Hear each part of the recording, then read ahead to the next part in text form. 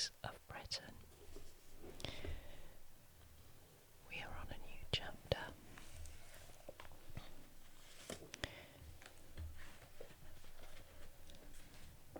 This is part 5, the Prophecies of Merlin. I had not yet reached this point in my story when Merlin began to be talked about very much, and from all sorts of places people of my own generation kept urging me to publish his prophecies. Outstanding among these people was Alexander, Bishop of Lincoln, a man of the greatest religion and wisdom. No one else among the clergy or the people was waited upon by so many noblemen as he was, for his never-failing piety and his open-handed generosity attracted them to his service. As I was particularly keen to please him, I translated the prophecies and sent them to him with a letter which ran as follows. Alexander, Bishop of Lincoln, my admiration for your noble behaviour leaves me no other choice but to translate the prophecies of Merlin from the British tongue into Latin before I have finished the history which I had already begun of the deeds of the kings of the Britons. My intention had been to complete that other work first, and only then to have devoted myself to this present one. With the two tasks to preoccupy me, I was afraid that my ability might well prove inadequate for both of them. However, I was assured in advance of the kind indulgence which the sympathetic understanding of your own subtle wit would afford me. I therefore pressed my rustic reed pipe to my lips, and modulating on it in all humility, I translated into Latin this work written in a language which is unknown to you.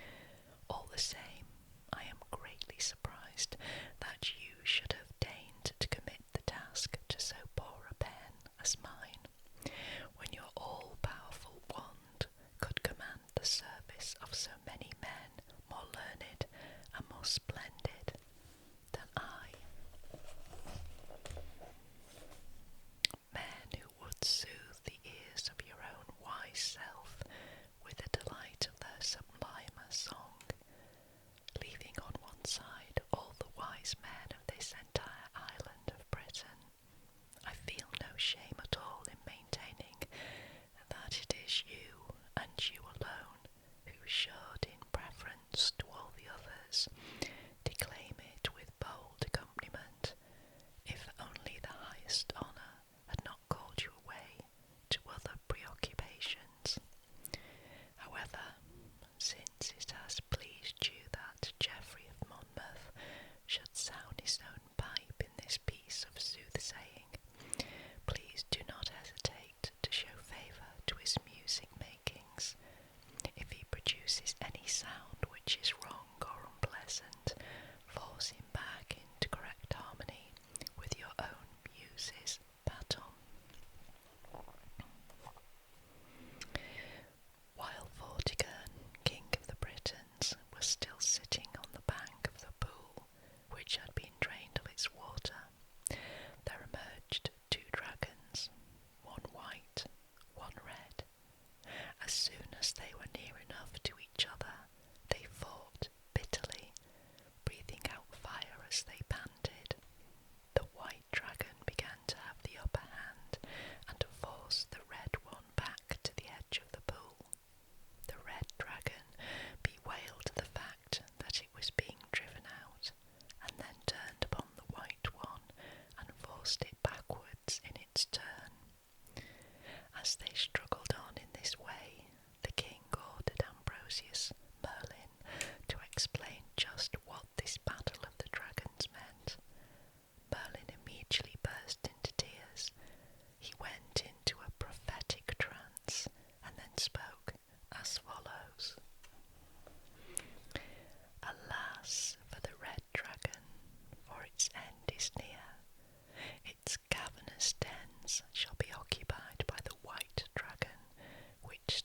plans for the Saxons, whom you have invited over. The red dragon represents the people of Britain, who will be overrun by the white one. For Britain's mountains and valleys shall be levelled, and the streams in its valleys shall run with blood. The cult of religion shall be destroyed completely, and the ruin of the churches shall be clear for all to see. The race that is oppressed shall prevail in the end, for it will resist the savagery of the invaders. The boar of Cornwall shall bring relief from these invaders, for it will trample their necks beneath its feet. The islands of the ocean shall be given into the power of the boar, and it shall lord it over the forests of Gaul. The house of Romulus shall dread the boar's savagery, and the end of the boar will be shrouded in mystery. The boar shall be extolled in the mouths of its peoples, and its deeds will be as meat and drink to those who tell tales.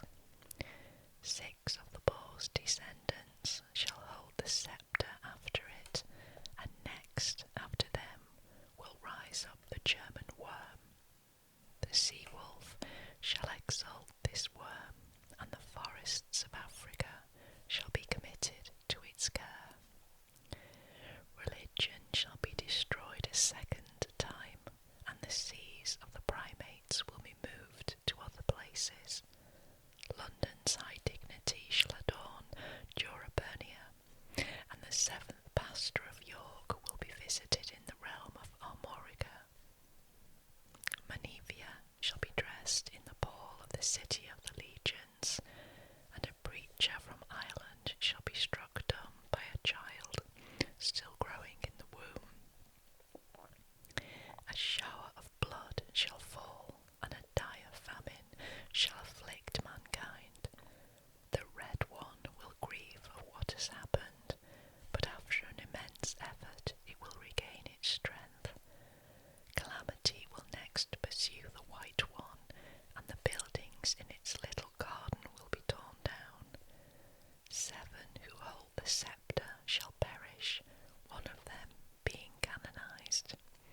The bellies of mothers shall be cut open, and babies will be born prematurely.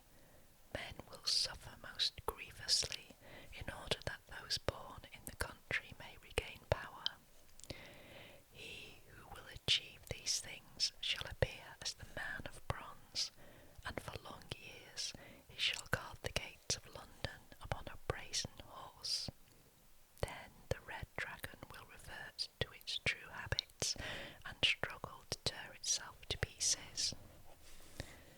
Next will come the revenge of the Thunderer, and every one of the farmer's fields will be a disappointment to him.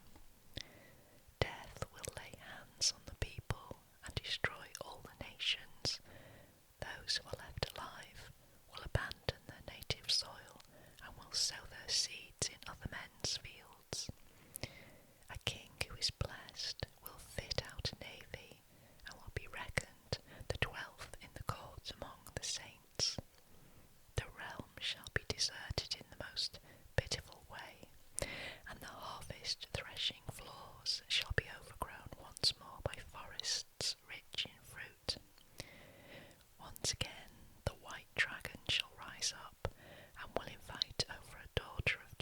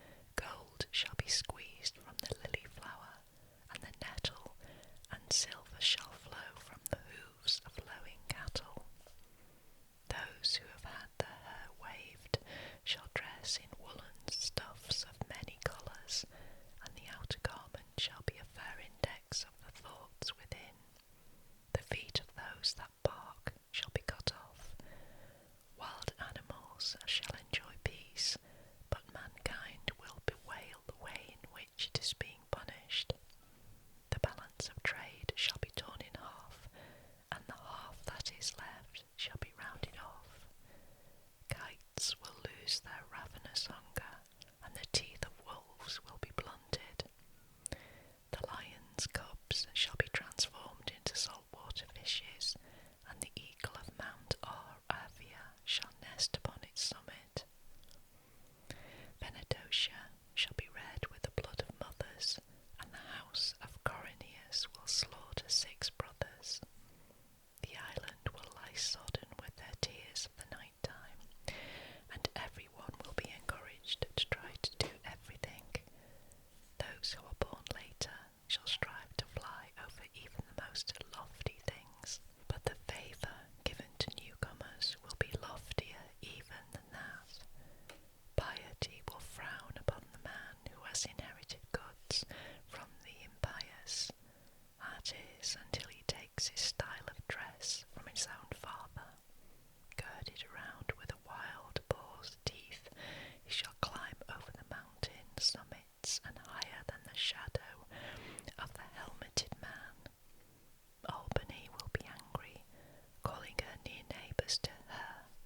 She shall give herself up entirely to bloodshed. Between her jaws there will be found a bit which was forged in the bay of Armorica. The eagle of the broken covenant shall paint it with gold, and will rejoice in her third nesting. The cubs shall roar as they keep watch. They will forsake the forest groves and come hunting inside the walls of cities. They will cause great slaughter among any who oppose them, and the tongues of bulls shall they slice off. They shall load with chains the necks of the gnawing ones, and live again the days of their forefathers. Thereafter, from the first to the fourth, from the fourth to the third, from the third to the second, shall the thumb be rolled in oil. The 6th shall throw down the walls of Ireland, and transmute its forests into a level plain. This 6th shall unite the different parts into one whole, and he shall be crowned with the head of a lion. His beginning will yield to his own unstable disposition, but his end shall soar up towards those on high. He shall restore the dwellings of the saints throughout the lands, and settle the pastors in places which befit them. 2 towns shall be covered with funeral poles, and to virgins he will present virgin gifts.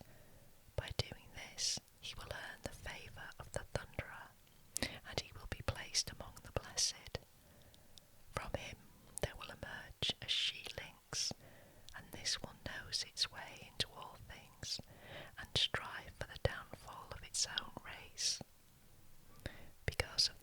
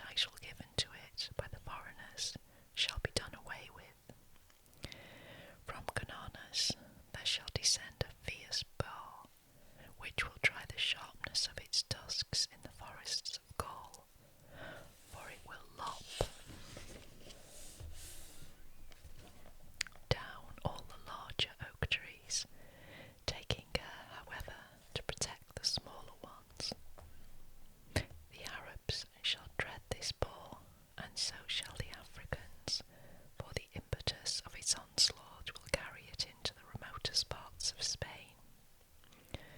Next, after the boar, shall come the ram of the castle of Venus, with golden horns and a beard of silver. It will breathe such a fog from its nostrils that the entire surface of the island will be overshadowed by it. In the days of the ram there shall be peace, and the harvests will be plentiful because of the richness of the soil. Women shall become snake-like in their gait, and every step they take will be full of arrogance. The castle of Venus will be restored, and Cupid's arrows will continue to wound. The source of the river Amni shall turn into blood, and two kings will fight each other at the ford of the Staff for the sake of a lioness. All the soil will be fruitful beyond man's need, and human beings will fornicate unceasingly. 3 generations will witness all that I have mentioned, and then the kings buried in the town of London will be disinterred. Famine will return, and death, and citizens will grieve for their townships. The boar of commerce shall come and call back the scattered flocks to the feeding ground, which they have forsaken. Its breast will be as food to the hungry, and its tongue will assuage the thirst of those who are dry. From its mouth shall flow forth rivers, which will water the parched gullets of men. Then a tree shall spring up on the top of the Tower of London. It will be content with only 3 branches, and yet it will overshadow the whole length and breadth of the island with the spread of its leaves. The north wind will come as the tree's enemy, and with its noxious breath it will tear away a third of the branches. The 2 branches which are left will occupy the place of the one ripped off. This until one of them destroys the other by the very abundance of its leaves.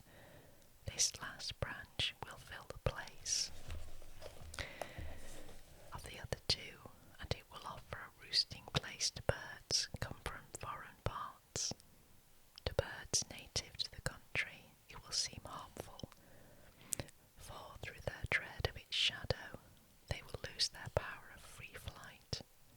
The ass of wickedness will come next, swift against the goldsmiths, but slow against the wolves' ravenous appetite.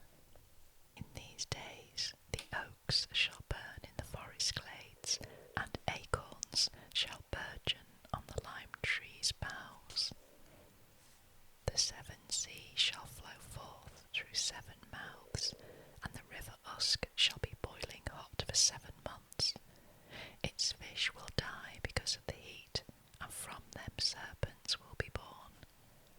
The baths shall grow cold at Bath,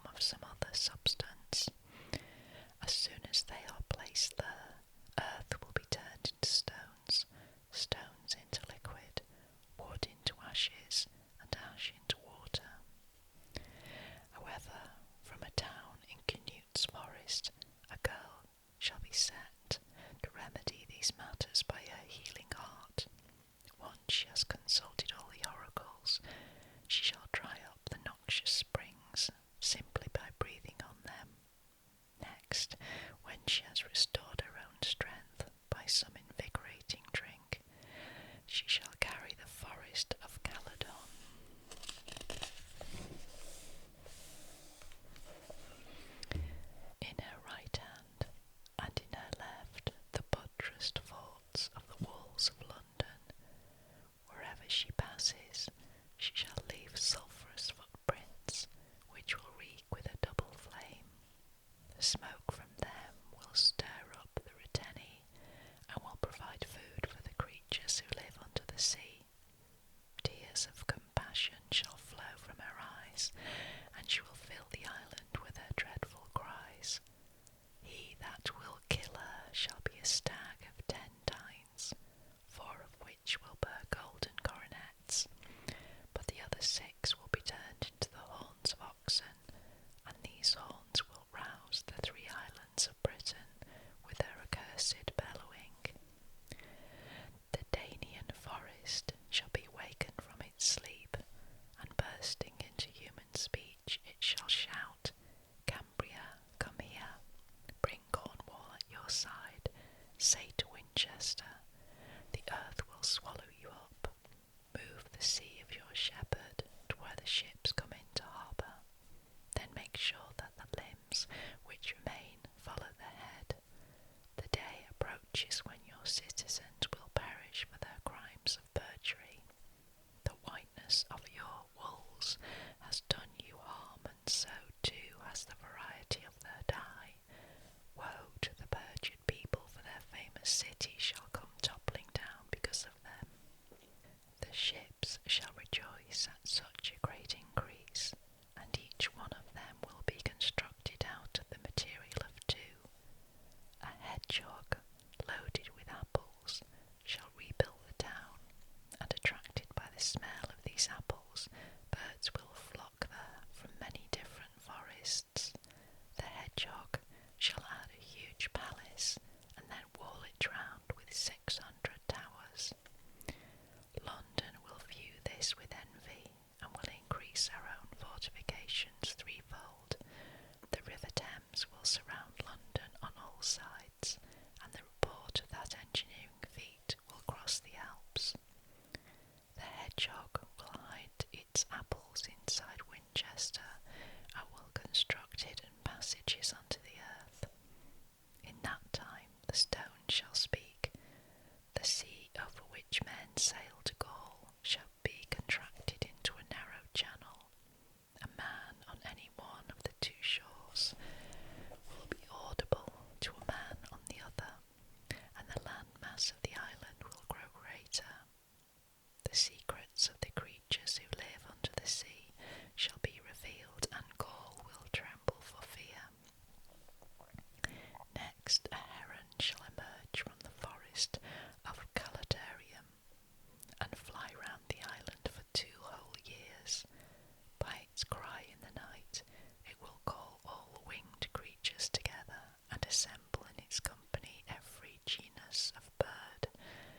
They will swoop down onto the fields which men have cultivated, and devour every kind of harvest. A famine will attack the people, and an appalling death rate will follow the famine. As soon as this terrible calamity has come to an end, the accursed bird will transfer its attention to the Calabas Valley, and raise it up into a lofty mountain. On its highest peak the heron will plant an oak, and on the branches of the oak it shall build its nest. 3 eggs shall be laid in the nest, and from them will emerge a fox, a wolf, and a bear. The fox will devour its mother, and then put on an ass's head. Once it has assumed this monstrous guise, it will terrify its brothers and drive them away to Normandy. In that country they will in their turn stir up the dusky boar. Back they will come in a boat, and in that way they will meet the fox once more. As it begins the contest, the fox will pretend that it is dead, and will move the boar to pity. Soon the boar will go up to the fox's corpse, and standing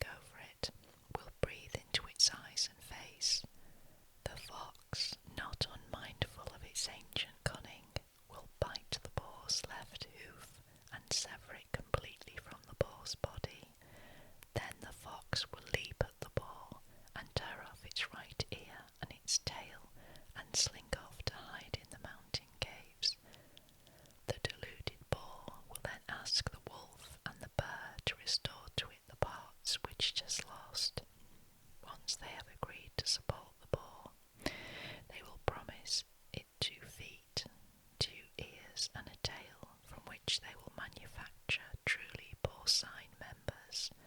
The boar will agree to this end, and will stand waiting for the promised return of its parts. Meanwhile, the fox will come down from the mountains, and will metamorphose itself into a wolf, under the pretense of holding a conference with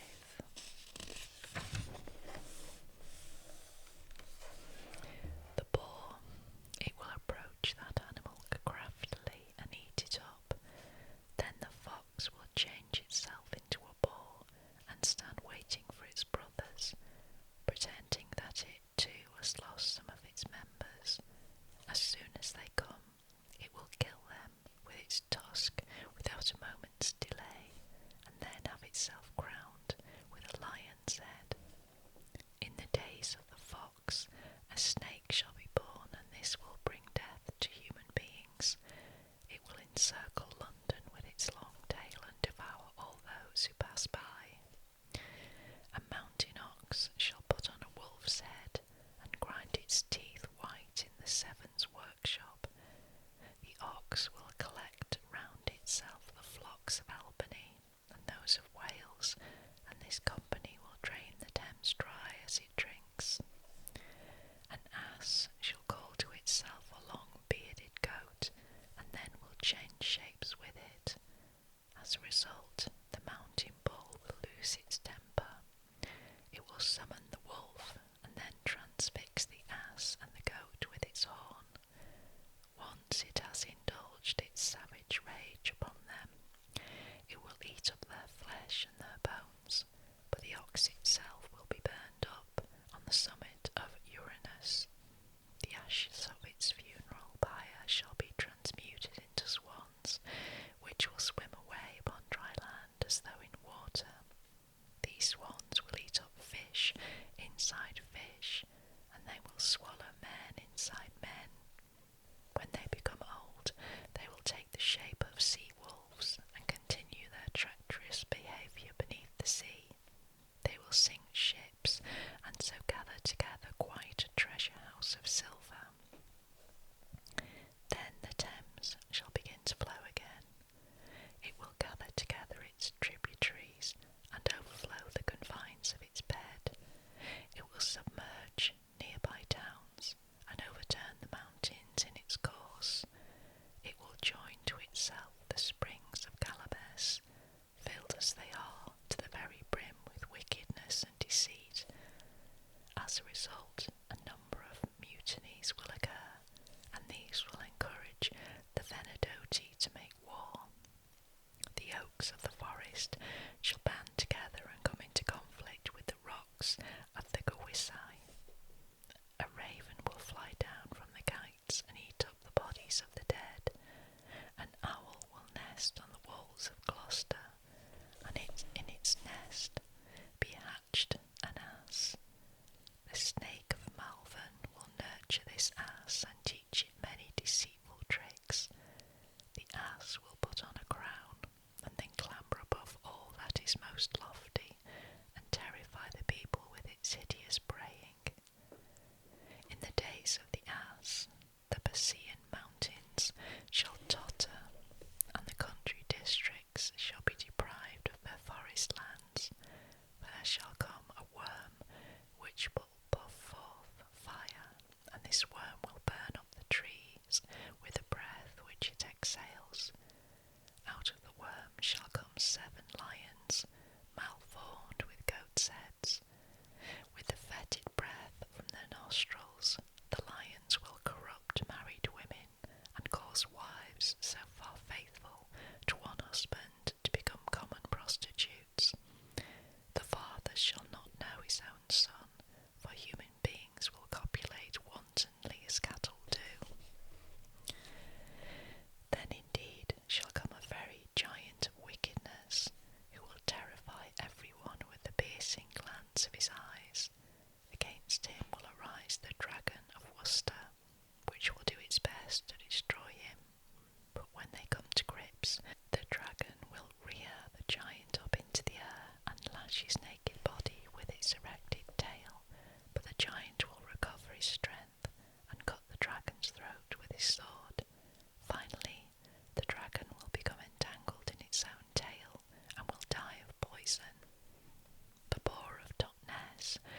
succeed the giant, and will oppress the people with grievous tyranny. Gloucester shall send a lion which will harass the raging boar in a series of battles. This lion will trample the boar underfoot and terrify it with its open maw.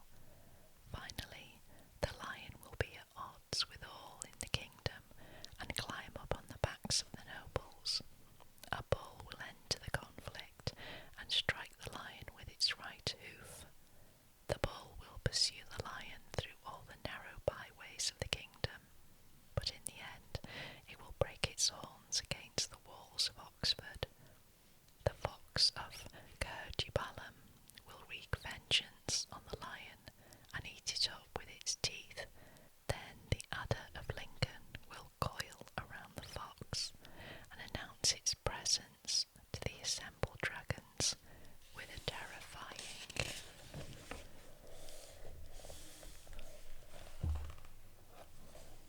hiss. The dragons will attack each other and tear each other to pieces. A dragon with wings will overwhelm a dragon without wings, driving its venomous claws into the other's muzzle. 2 more dragons will join the battle, and the one will kill the other. A 5th dragon will replace the 2 dead ones, and will destroy the 2 left alive by various stratagems. It will climb on the back of one, holding a sword in its claws, and hack its head away from its body. Then it will cast its slough and climb on the 2nd one and seize its opponent's tail in its right and left claws. Naked, it will overwhelm the other. When fully covered, it will achieve nothing. It will torment other dragons by climbing on their backs and drive them around the kingdom. Then a roaring lion will intervene, terrifying in its monstrous cruelty. This lion will reduce 15 portions to a single entity, and by itself it will hold the people in its power. A giant, snow white in colour and gleaming bright, will beget a people which is radiant. Soft living will enervate the leaders, and those under the command will be changed into beasts.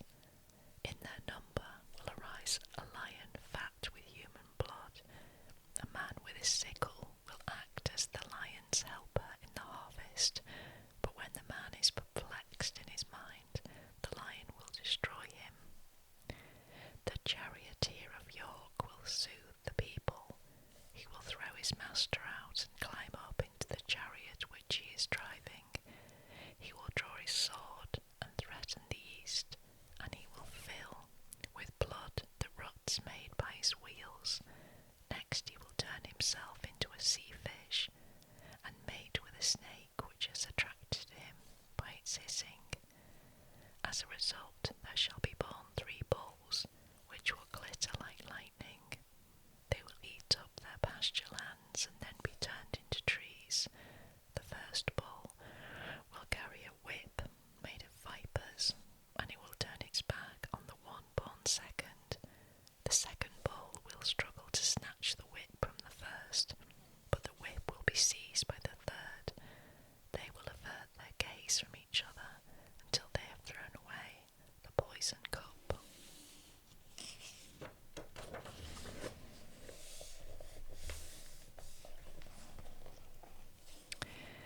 A farmer from Albany shall take their place, and down his back a snake shall hang.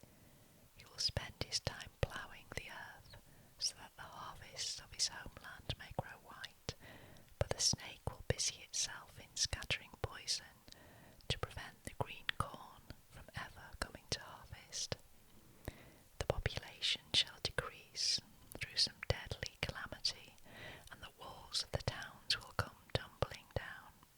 The city of Claudius will be proposed as a source of remedy, and this city will be put forward, the foster daughter of the scourger. She shall come bearing a saucer of medicine, and in next to no time the island will be restored. 2 men shall hold the sceptre, one after the other,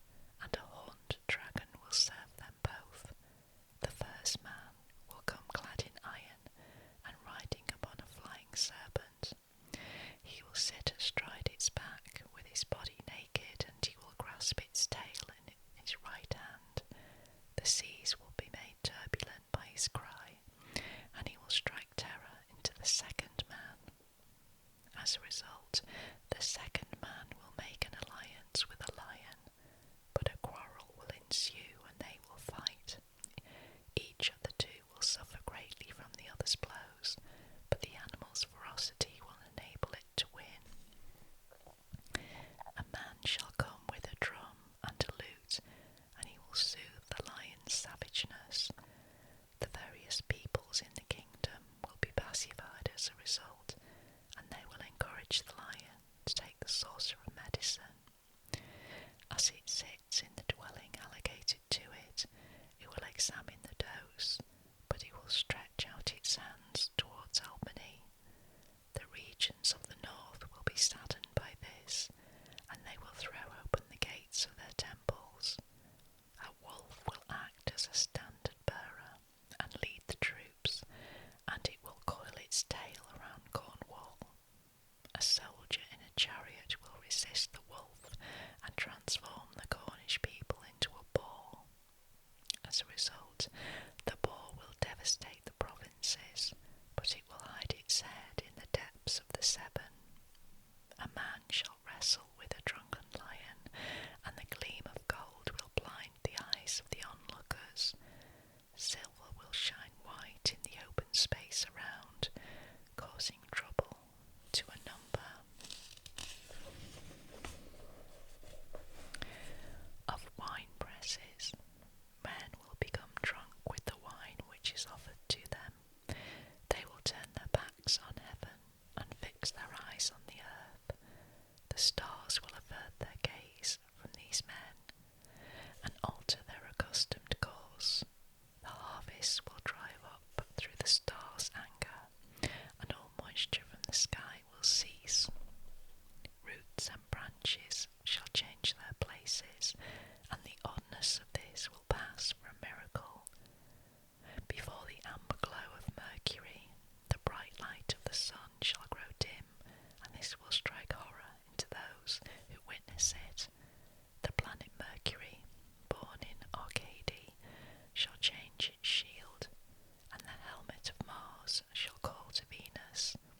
The helmet of Mars shall cast a shadow, and in its rage Mercury shall overrun its orbit. Orion shall bear its sword, the watery sun shall torment the clouds, Jupiter shall abandon its preordained paths, and Venus desert its appointed circuits. The malice of the planet Saturn will pour down like rain, killing mortal men as though with a curved sickle. The 12 mansions of the stars will weep to see their inmates transgress so. The Gemini will cease their wonted embraces and will dispatch Aquarius to the mountains. The scales of Libra will hang awry until Aries props them up with its curving horns. The tail of Scorpio shall generate lightning, and Cancer will fight with the sun. Virgo shall climb on the back of Sagittarius, and so let droop its maiden blossoms. The moon's chariot shall run amok in the zodiac, and the Pleiades will burst into tears. None of these will return to the duty expected of it. Ariadne will shut its door, and be hidden within its enclosing cloud banks. In the twinkling of an eye, the sea shall rise up, and the arena of the winds shall be open once again. The winds shall do battle together with a blast of ill omen, making their din reverberate from one constellation to another. So that concludes part 5. Next we will read part 6, The House of Constantine, continued.